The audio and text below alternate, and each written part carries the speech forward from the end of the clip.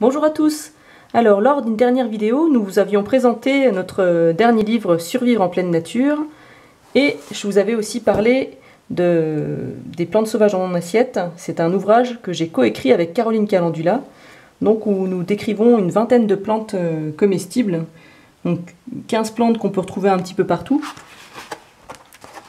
Voilà, comme la pimprenelle, le pourpier, le sureau. Et aussi d'autres plantes qui sont plus spécifiques à des milieux. Donc par exemple nous avons choisi l'arbousier ou la criste marine et encore la gentiane et le sapin.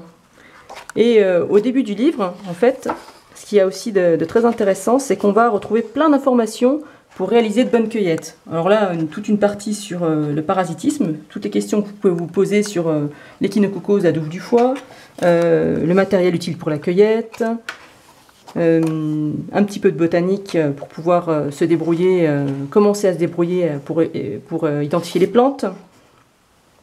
Et puis voilà, plein d'informations pour pouvoir réaliser de super cueillettes. Et après ce livre, avec Caroline Calendula, nous avons donc... Larousse nous a demandé d'écrire un autre livre sur les plantes pour réaliser des boissons. Donc ce sont des plantes... surtout à récolter dans la nature, mais pas que, ce sont des plantes que vous pouvez trouver aussi dans vos jardins. Donc, qu'est-ce que c'est que ce petit livre? Donc l'idée c'était de donner plein d'idées de recettes sur plein de techniques différentes. Donc les techniques, nous les avons classées par vraiment type de technique. Donc, par exemple, là on a quelque chose, toute une partie sur les infusions, les décoctions. Après, on va avoir une partie sur les tisanes, plus particulièrement, les jus. Après, on a quelque chose sur les macérations alcooliques, parce que ça fait partie des boissons aussi. On va avoir des choses sur les fermentations alimentaires, donc pour pouvoir réaliser limonade ou kéfir. Et aussi une partie sur les sirops, ça, ce qui est une grosse partie dans les plantes à boissons.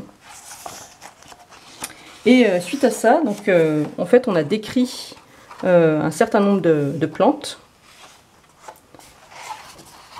qui sont classées parfois par famille ou par type de plante. Alors là, par exemple, vous avez toute une partie sur les apiacées aromatiques.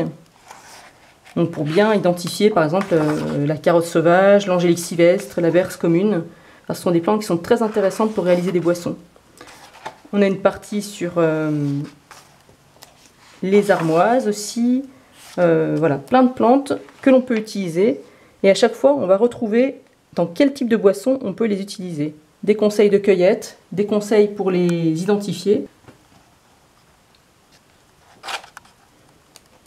Donc c'est vraiment un livre qui se veut didactique pour faire plein de boissons différentes et puis découvrir des choses nouvelles. Et nous espérons pouvoir en écrire d'autres. Alors celui-ci, on a été un petit peu limité sur la place parce que ben voilà, c'est un format qui demande 68 pages, pas plus. Donc comme on avait beaucoup de choses à dire, et ben, on a été obligé de se limiter. Mais je pense que le rendu est vraiment pas mal, quoi. Je dirais même qu'il est très bien.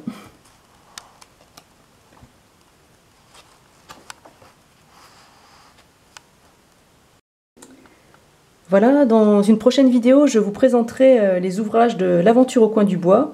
Donc c'est une petite maison d'édition dont je fais partie, avec Caroline Calendula et Linaigrette.